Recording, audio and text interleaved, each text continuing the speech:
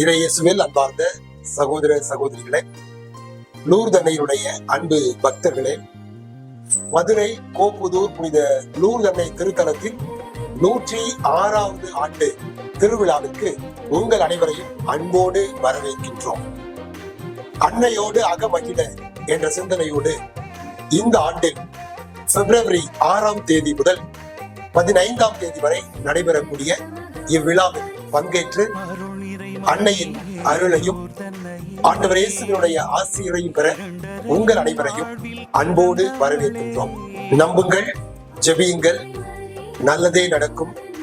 Lourdes அன்னையின் ஆசீர் இன்றும் என்றும் உங்களோடு இருப்பதாக. தேடி அன்னையின் ஆசீர் பெற்று செல்லுங்கள். மீண்டும் ஒரு முறை உங்கள் அனைவரையும் அன்போடு வரவேற்கின்றோம்.